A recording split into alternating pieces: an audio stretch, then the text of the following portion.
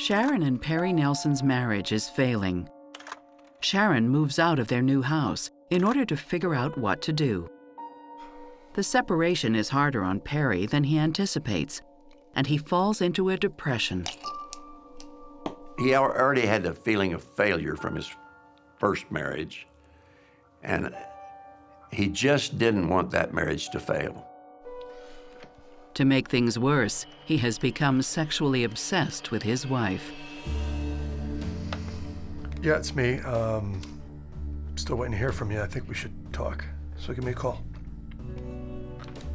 He found in her the answer to things that had never happened before in his life. She would give him what he needed, maybe as often as they needed it. Sharon is also thinking twice about the separation. 7 months after moving out, Sharon returns to their shared home. She's determined to look past the flaws in their relationship and repair the damage. Hi. Can I come in? Perry gladly welcomes her back. Thanks. Look, I'm really sorry, and I miss you. He wanted it to work, and he loved her, so he accepted her back. Family and friends are surprised to discover that Perry has given their relationship another chance. The couple picks up exactly where they left off, as though not a day has passed. You were such a bad boy last night. There's a term in psychology called escalation of commitment, where that person just doubles down and just keeps throwing good effort after bad because the prospect of turning back seems worse and harder and longer than just trying to power through.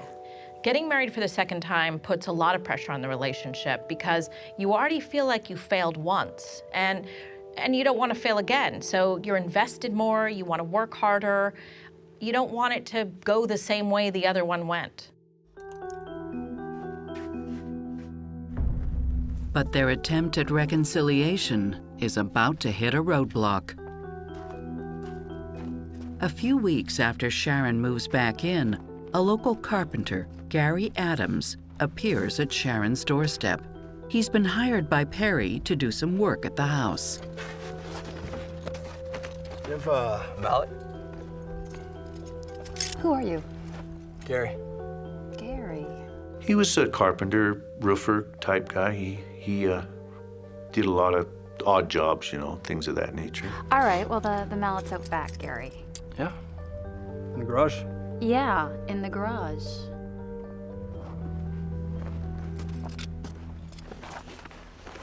I think in a lot of ways, at least to Sharon's perspective, Gary Adams was the total package. I mean, he was handsome, he was rugged, he liked to hunt and fish, he was, you know, worked with his muscles and all those kinds of things that Perry really wasn't. Just a few months later, Sharon throws a Halloween party for all the locals, where she dresses up as Scarlett O'Hara. And she wants Gary, not Perry, to be her Rhett Butler. Honey, come, let's dance. I had heard rumors before. They had a Halloween party one night, and they snuck off together, and everybody knew about it. That kind of thing was going on. Gary, could you get me a gin and tonic? Gin and tonic coming up. Thanks so much. Gary Adams showed up in sort of a Western mountain man type getup, and they got very, very chummy on the dance floor. Let's go in the room. Come. All right. You want to show me something? She is consumed by her desire for Gary, despite the fact he too has a wife and child. The coast clear? Yeah. Good. You know what I feel like doing? What? I feel like riding your horse. Come here. Sharon told people that he made her feel like a woman for the first time. She did think of him as a soulmate. I don't think she ever thought her other husbands were soulmates at all. She did feel there was something special, a special connection that she had with Gary Adams.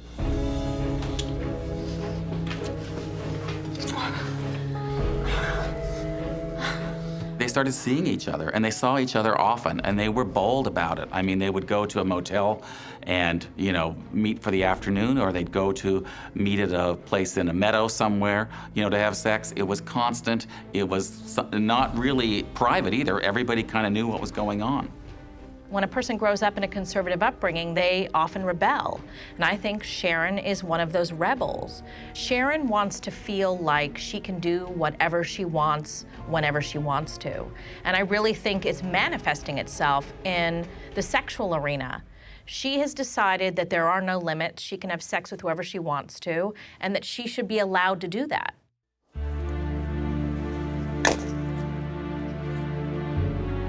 Ready for a cold one? Yeah, buddy. All the while, Perry remains oblivious to it all. He has no idea about his wife's new affair. Evan, I used to do this with my grandmother when... Oh, yeah? She was in the country house. All right, give it a shot, man. See Yeah. what you got. It's stuck. It's possible that Perry just didn't think Gary was Sharon's type. I mean, he was a laborer.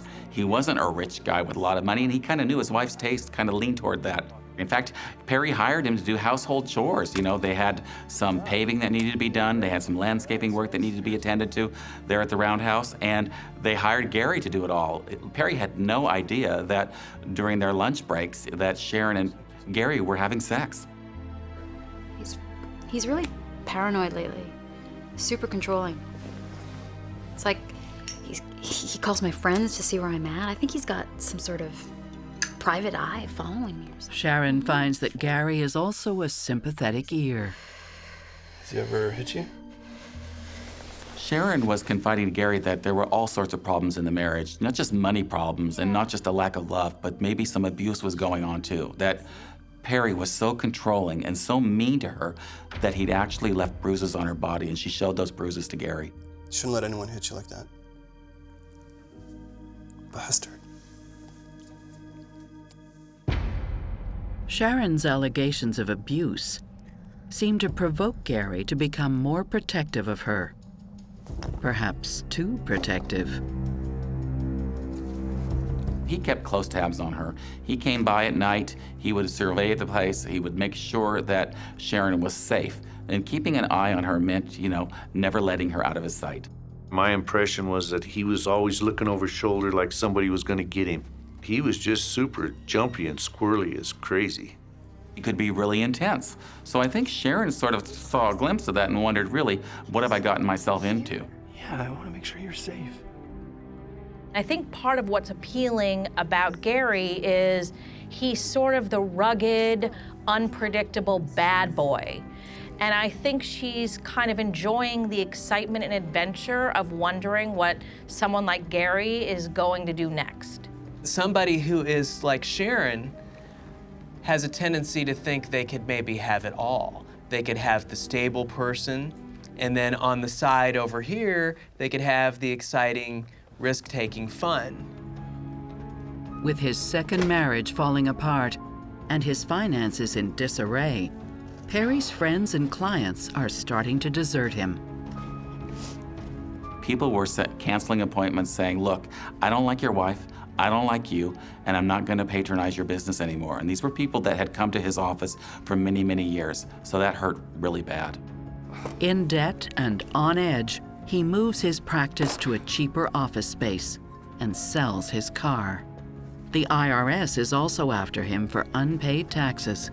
He became very paranoid about it. He got to the place where he had a sign on his property that says no trespassing, and that included the sheriff and everybody else. No trespassing. His personality changed because he was under such duress.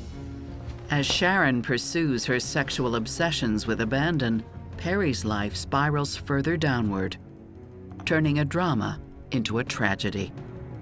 I was shocked, terribly, terribly shocked.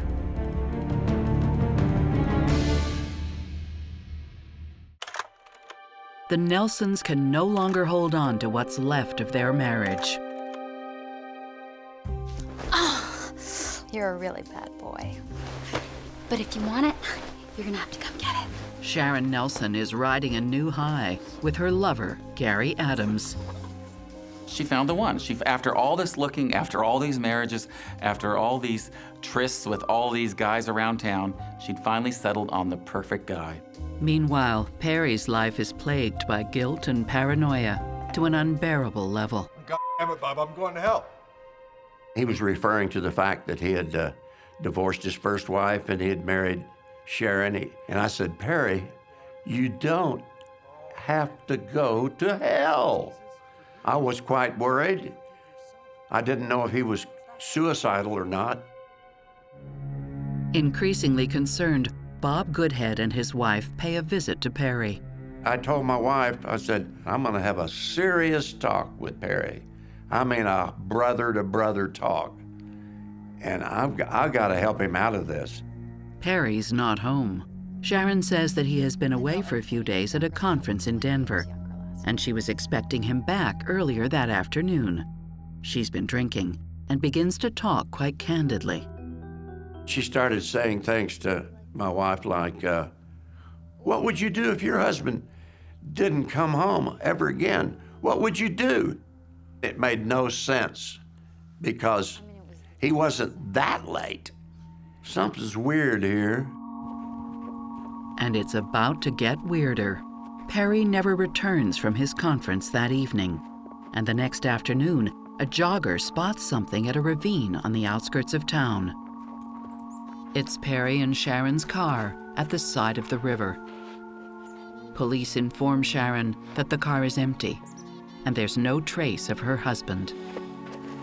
I was shocked, terribly shocked. Terribly, terribly shocked. I just can't believe it, you know? His car. As the weeks go by and Perry doesn't surface, friends and family become increasingly anxious. Everyone in town has a theory.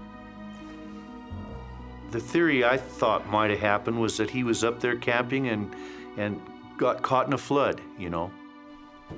Others believe Sharon and Perry may be involved in a conspiracy.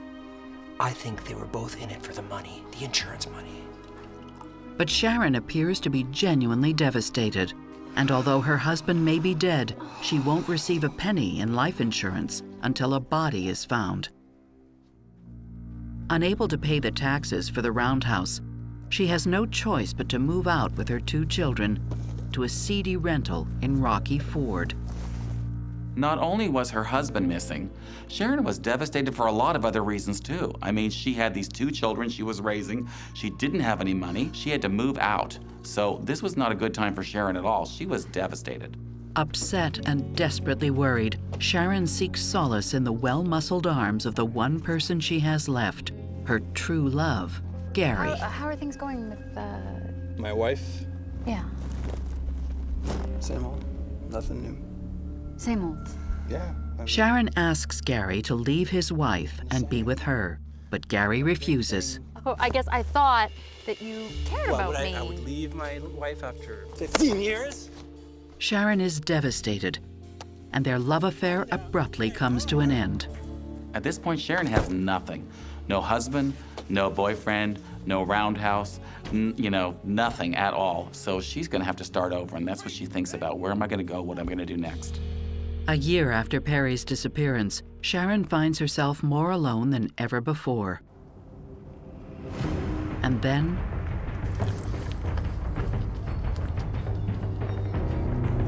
less than a mile from where Perry's car was found, a jogger makes a shocking discovery. It's Perry, or what's left of him. After a close examination of the body, police find no evidence of foul play.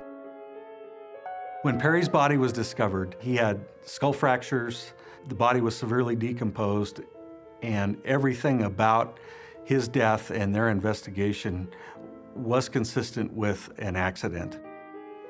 The case is officially closed, but Perry's life insurance payout has been delayed because of the time it took to find the body.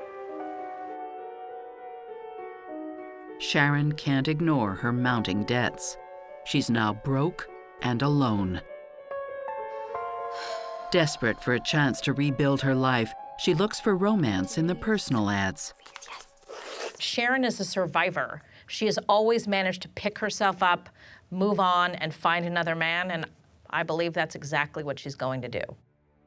And Sharon's new boyfriend, like the others before him, will quickly realize she's full of surprises. His perseverance pays off when Sharon finally agrees to marry him. And Sharon seems content with Glenn, just Glenn. He seemed happy, and that's really all any of us cared about, was that he started on the pathway to mending. Even better, Sharon's financial situation is about to drastically improve.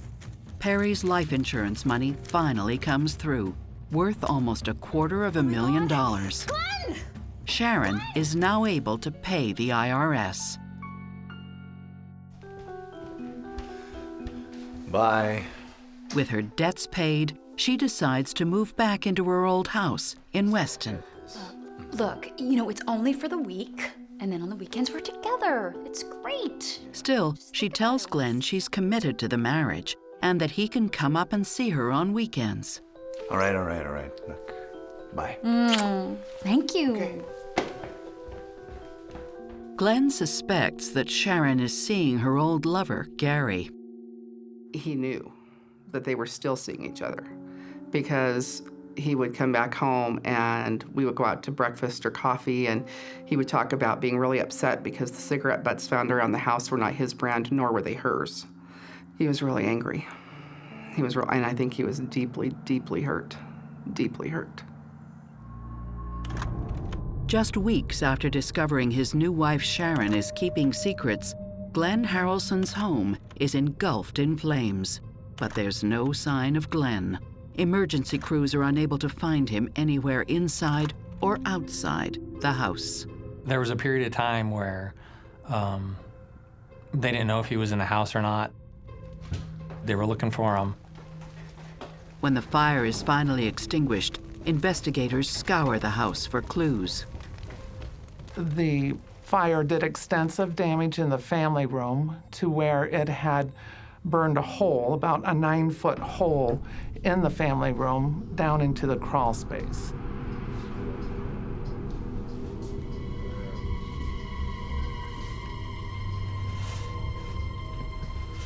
After descending into the crawl space, they make a gruesome discovery. It's Glenn Harrelson's corpse. The body was very burned in what they call a pugilistic stance. Because of the fire, all the muscles had retracted and ligaments. I can't imagine what that would have been like for those investigators to have gone into that hole, that crawl space, and found a body, and then to realize that it was in fact one of their own people. I can't fathom what that would have been like for them. What's worse, it seems immediately clear that Glenn's death was no accident. Glenn had been shot twice in the head. One was in the mouth, one was, up the nasal cavity. Police inform friends and family that Glenn Harrelson was murdered. I'm really sorry. I know I dropped the phone and got really upset, and my husband had to pick me up. What happened? Because they said there had been an accident and that there had been a fire. Are you okay? The first thing my husband said was, "I'm sorry, he died in a fire? He's a fireman. That seems weird." The next day, investigators Elaine and Glenn call Sharon into the Trinidad police station for questioning. Initially, Sharon was somewhat withdrawn, not real forthcoming, but we asked her if we could just sit down and talk to her about her relationship with Glenn. He was my husband. There was no indication that she had even cried. Her eyes were not swollen, red, bleary-eyed. It was just amazing that there was no effect on her whatsoever. I was at home, in my late husband's home that we had together. Suspicious of her calm demeanor, detectives try and get her to lower her guard. I knew at this point that Sharon had been married multiple times and felt that maybe she liked male attention And so I did lean in, really try to befriend her, make her feel like I thought she was very important. I looked at her and said, Listen, if you're hiding something, we can protect you. We can keep you safe.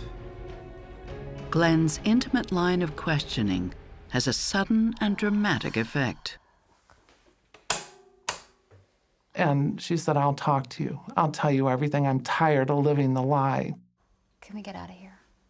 And she said, I'm not going to talk to you here. These walls have ears. We said, we'll take you wherever you want to go. We started going north on I-25. Had no idea where we were going. I was nervous, and Glenn and I were talking. We were both in the front seat. I mouthed, is this an ambush? Where are we going?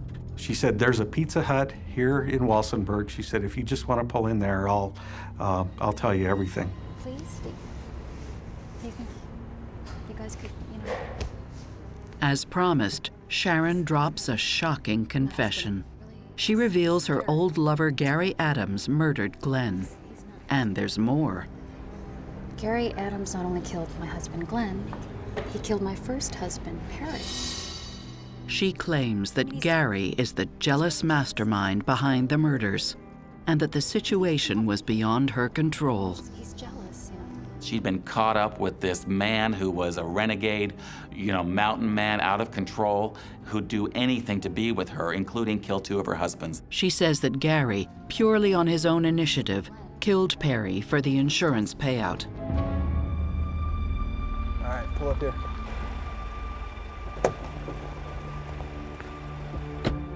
According to Sharon, Gary tricked Perry into giving him a ride to Denver, lured him out of the car for a bathroom break, and pretended to lose his wallet. What's going on? Drop my wallet. Where? In the creek. Get out of the car.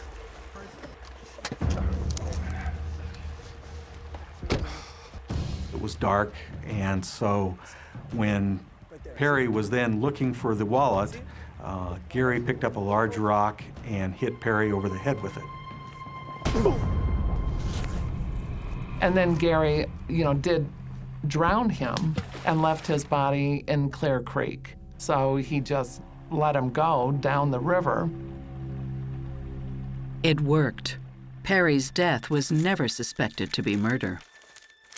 Sharon eventually received $250,000 in life insurance money and gave a small portion to Gary. Sharon tells police that Gary must have wanted to recreate another accident with her third husband, Glenn. And this time, the motive was love. He wanted Sharon all to himself. Gary hid in the shadows of Glenn's house, waiting for him to come home. He did hit him over the head. Glenn actually started to struggle with Gary, and that's when Gary shot him twice in the head.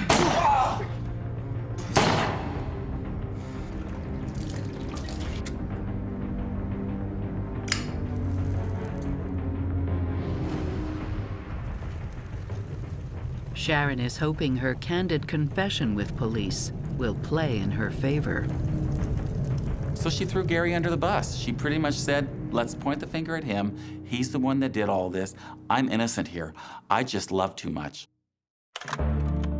We have somebody who thinks that they could talk their way out of something by coming up with what they think is a plausible way to lay the blame onto a third party. I think she thinks she's going to get away with this.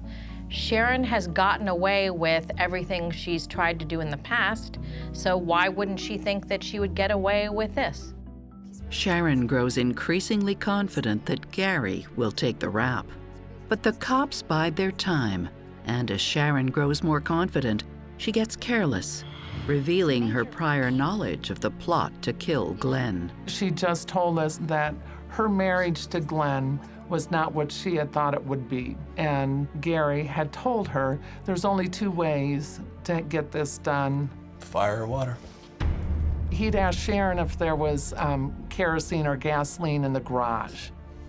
Yeah, there's lawnmower gas in the garage. Why? Perfect. She told us that he showed up at 4 o'clock in the morning and that he had said it's done. It becomes obvious that Sharon was involved in the planning. You did it. It's done. She even admits to police that Gary brought her Glenn's wedding ring as proof that Glenn had been killed. The detectives track down Gary Adams near his home, a small mountain cabin. Put your hands up, get down on your knees.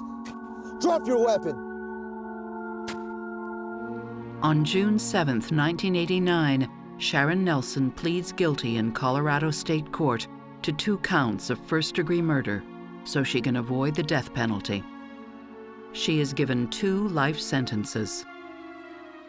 2 days later, Gary Adams also receives 2 life sentences. At first, I wanted both she and Gary to be put to death. I thought that was fair.